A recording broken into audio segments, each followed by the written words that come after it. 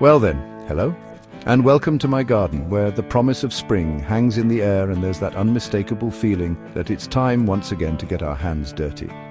We're embarking on a journey today, a journey of simple pleasures and honest work. I'm going to share 20 essential tips born from years of tending my own plot to help your garden thrive this spring.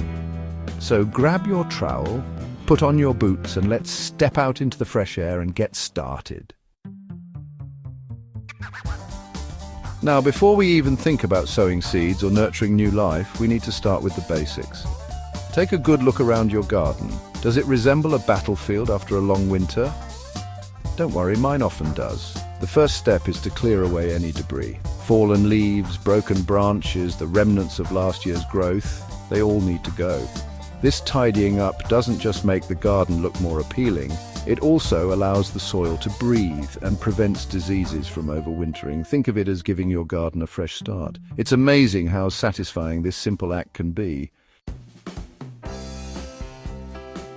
Now, just like we get our health checked, your soil needs a checkup too. Get yourself a soil testing kit. They're readily available and easy to use.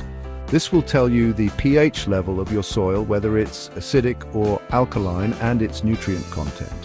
Armed with this knowledge, you can amend your soil accordingly, adding lime to raise the pH if it's too acidic, or sulfur to lower it if it's too alkaline. Trust me, understanding your soil is the key to healthy, happy plants. Now, let's talk about compost, the gardener's black gold. Adding a good layer of compost to your beds is like giving your soil a nourishing meal. It improves soil structure, helps it retain moisture, and provides essential nutrients for plant growth.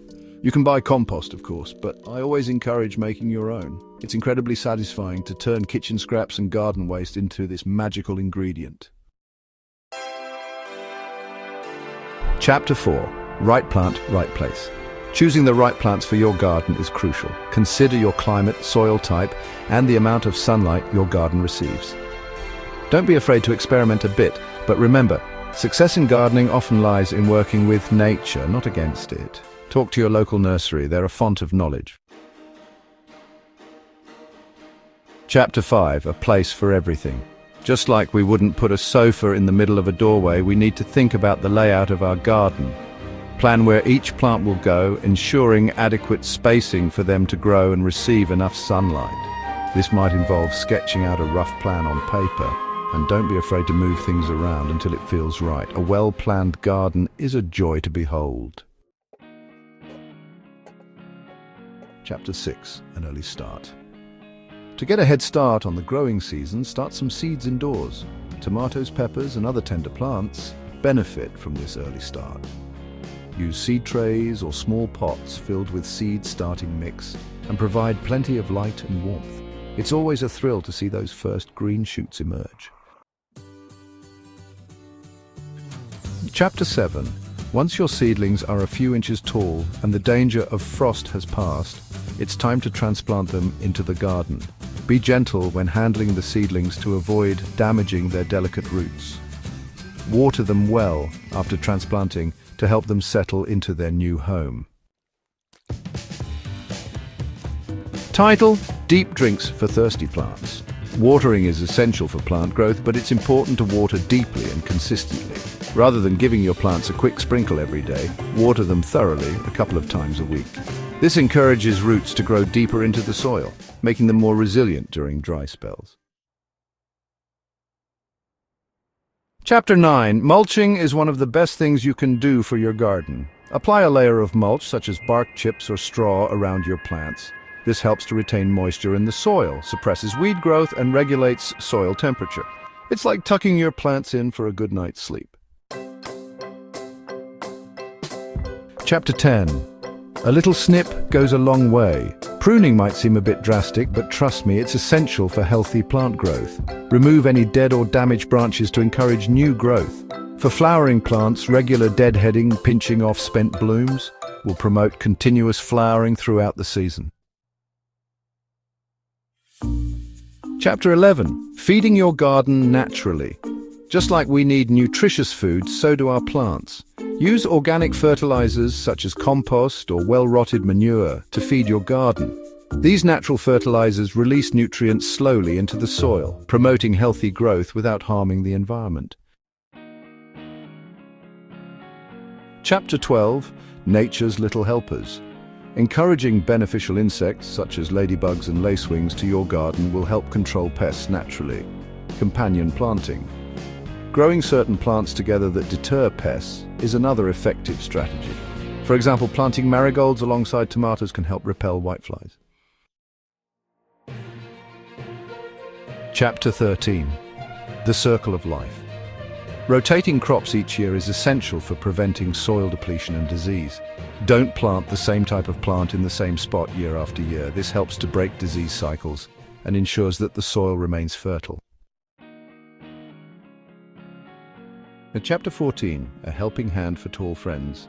As your plants grow taller, they may need some support to prevent them from falling over, especially in windy conditions. Use stakes, canes, or trellises to provide support for tall or climbing plants. This not only looks tidy, but it also prevents damage to the plants. Chapter 15, Reaping the Rewards. Harvesting your fruits, vegetables, and herbs regularly is not only incredibly rewarding, but it also encourages further production. Don't let your produce become overripe or bolt. Pick regularly and enjoy the fruits of your labor.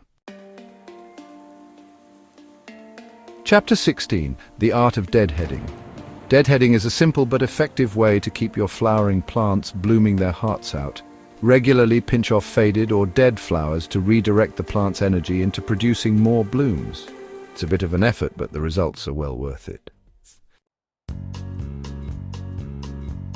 Chapter 17, Keeping an Eye on the Skies. Gardening is all about working with nature, and that means being prepared for whatever the weather throws our way. Keep an eye on weather forecasts and be ready to protect your plants from late frosts or extreme heat. A simple cloche or a bit of shade cloth can go a long way. Just like a good knife makes cooking more enjoyable, sharp and clean gardening tools make gardening a pleasure. Regularly, clean and sharpen your tools to prevent rust and make them easier to use. A well-maintained tool is a joy to use. If you haven't already, start a compost bin. It's an excellent way to recycle garden waste and kitchen scraps into valuable compost. Choose a spot for your bin that's easily accessible and turn the compost regularly to aerate it. It's a simple process with fantastic results. And finally, my friends, remember to enjoy the process.